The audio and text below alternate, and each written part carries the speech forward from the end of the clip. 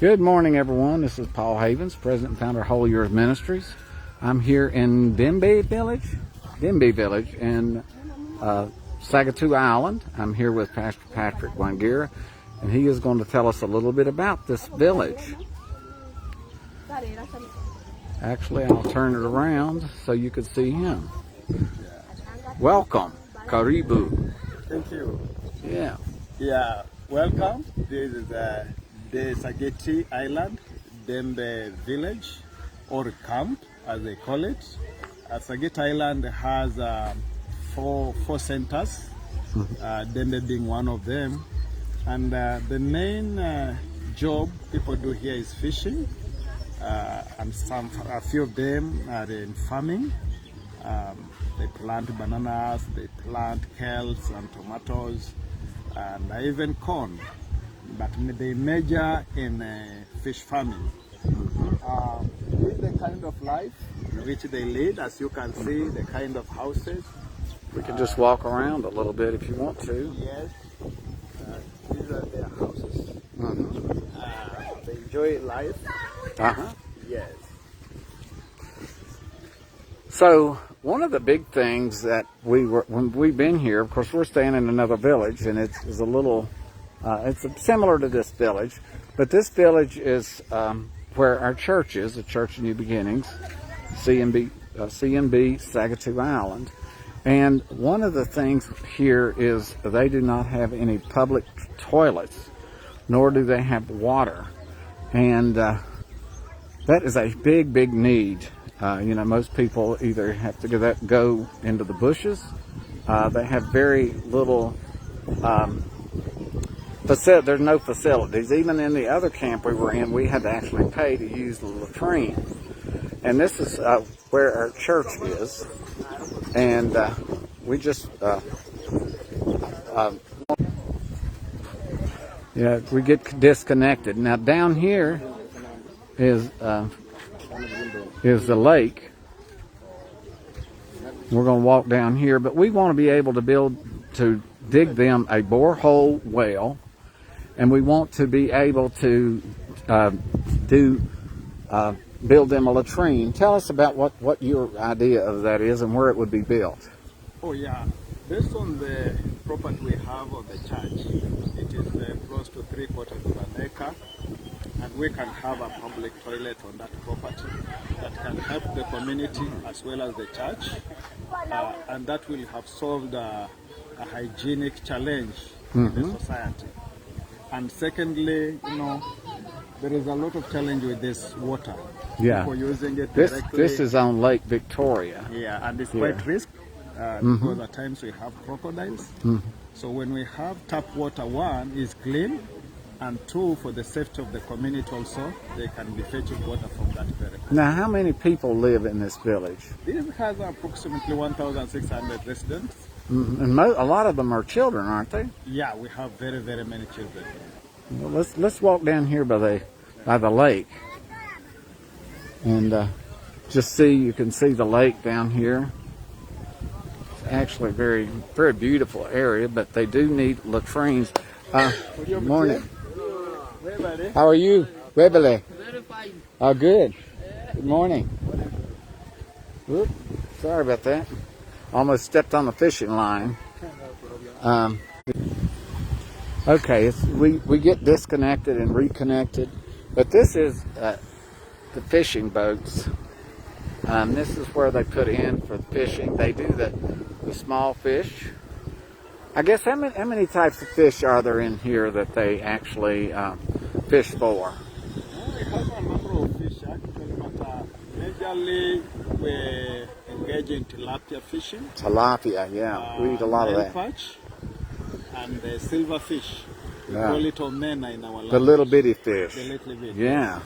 Maybe you can see them around here. Yeah, maybe we can see them.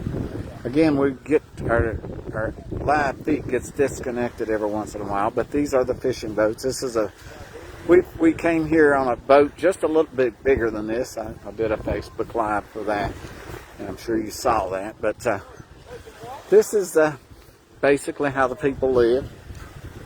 And they're wonderful, wonderful people. They're welcoming us here. We'll be having our programs in a little while, and then later tonight. We get started late during the day because people are working all during the day. Similar, during the weekday in the U.S. But people here, we really wouldn't have anyone show up. We actually had a pretty good crowd yesterday with our first seminar, but we're looking at maybe changing it up a little bit today to get more people. And this is a nice sandy beach, but it's just beautiful. You can see all the fishing boats out here. This is Lake Victoria, second largest freshwater lake in the United States. And you get families here coming. Hello. How are you? Most of the children here, so they know, hello, how are you? And I am fine. How are you? This is a fishing net. Yeah. These are the nets that they fish with. Yeah. And they've got to untangle them all. Yeah. They help with the daughter here? Yeah. You helping? Wonderful. Helping mom. Helping mom do the fishing nets. Hi. But people are very friendly here. We've really enjoyed it. I mean, it's not like a place in the United States, but the people are wonderful. And we have a great team here working. And the children, there's so many children, they follow us around, especially Lynn. Lynn just seems to attract children like a magnet. But it's just a beautiful, beautiful day here. It has not been raining here. They've had the drought. Like, how long has it been, the drought? It's been more than a month. Over a month without rain, and then for the last few days they've had rain. Yeah. So we're believing the Lord has blessed us with rain. He is confirming His word. They say here in Kenya that if it rains after you do a crusade or a revival, it's the Lord confirming His word. So we're believing that. Over here is a lot of fishing boats. But getting back to the latrine and the need for a borehole water, you've got 1,600 people here, and the sanitary conditions are not very good, and we want to be able to build how many when we build a latrine, we're going to build it on our property, but exactly what would that be like? How many bathrooms? Washrooms are very important. Yeah. We anticipate to have one side for ladies and one side for gents, and we consider having 3 latrines and 3 washrooms, or 2 washrooms and 3 latrines, same to the gents and the ladies, so that it can serve them efficiently. Okay. By the time we get visitors coming on this island, but they find it difficult to be on this island because of the hygienic issues. They have no proper washrooms, and you may find 1 or 2 toilets, but are for individuals, so they're ever locked. Is someone using it with his family, and those are those who feel to be a bit successful, who can manage to build it up. So they need those, and they also need water. I mean, where do they get their water? Where do they drink water?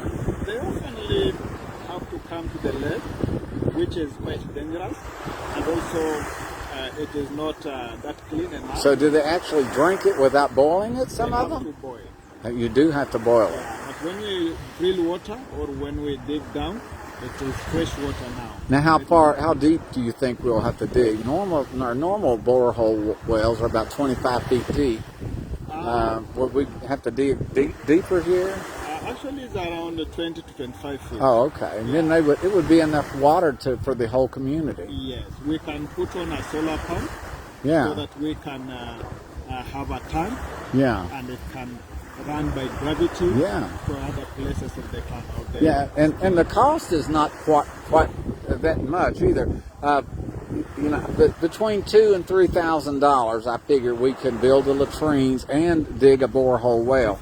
Definitely. So please, if you're listening to this, you may not be wanting to build a church or do anything with ministry as far as evangelism, but there's a lot of needs here in the community, and that's a community outreach that will really help people. So we need between $2,000 and $3,000 to do this project. So if you're listening to this and you can help in any way, we'd really appreciate it. And you can send the donations to PayPal at holyyoursministries@gmail.com. That's WHOLLYOURSMINISTRIES.com. And that's PayPal. There's some other ways. You can just actually message me and let me know. If we all get together and help people, these people really, really need our help. And we're here from America, and we're representing the United States, and they need us. And, just a little bit would go a long way. So, but we're going to continue our little journey here. You also can follow us on YouTube. We have a YouTube channel. I'll be uploading a lot of stuff on that. That's at Holy Yours Ministries. That's with 2 Y's. But we appreciate you following us and being part of this. And we're here to serve the Lord and serve these people. They are wonderful. The one thing about this place is a lot of people come here and then they go to different areas. So when we evangelize here, people may come to know Jesus here, and then they go back to their homes. And it's really a great place to do evangelism. And the need is so great that when we do something like the wet water wells, like the latrines, that is showing Jesus' love. It's love in actions. That's our part of our We Connect program is love in action. And but we are so blessed to have each one of you all. Good morning. A lot of times that people wash their clothes in the lake, everything is done kind of at the lake. There's more fishing boats. We'll just walk around here. I hope you all are enjoying this beautiful Lake Victoria on Sagitu Island, or as the Kenyans call it, Sagitu. And of course, Patrick is one of those blessed people. He is actually has both Kenyan and Ugandan citizenship. How does that work? How do you have Ugandan and Kenyan? I have been in Uganda for more than 10 years. Actually, by birth I am Ugandan because I was born in a place called Latrine. Some years down the line. And when my dad passed on is when my mom traveled back to Kenya. But from around 1999, I have always been in Uganda. And because of the span of time I have been in Uganda, I have a right to be recognized as Ugandan citizen. And it has something also to do with the tribe you're in, doesn't it? Yes, our tribe is recognized as a part of the Ugandan community, The Nelak tribe. Yes, we are here in Uganda. We are recognized constitutionally. So I am at home. We're trying. Here it is. I think they're repairing one of the boats. Good morning. They are just fixing the boats. Yeah, those are professionals. These are all wooden boats.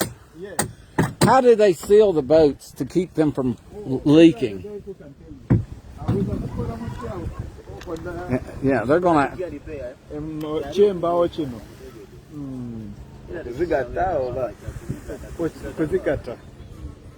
Are they gonna? They just use saw. A saw to repair it, but how do they keep it from leaking once it's repaired? They have a glue. The glue. A black color glue. What's the name of the glue? Bondex. And do they put it on soap? Bondex and so. Yeah, So this is, what is it called again? Bondex? Bondex, yes. And then they mix it with soap, and then they put it on the inside and outside of the boat. Where the joint is. And where all the joints are. You can see right here they put metal, Yeah. and then you can see right here where they put that. Yeah. And they do the same thing on the outside. So anywhere there's a crack, they would put the metal. Yes. Ah, that keeps it from sinking. Yes. Wow. Here's our ducks. You see them all around the island. I think are these Muscovy ducks? Are these Muscovies? Mosquitoes? Muscovy ducks. Yes. Now here are the fish that they are catching in the nets. And this is the fish that they catch out in the lake. I mean, one of several types. But they will take these fish and they will dry them in the sun. How long do they drive these into the sun? Up to around 3 p.m. So they dry these, they bring them in the morning and they dry them up until 3 p.m. And they actually will sell these little fish, and they're about that long, so they're not huge. And then people will eat them. They just dry them. They don't, you can't clean these fish. Anyway, if you all could keep us in your prayers, we will continue doing our live videos. And if there's any way that you could possibly help.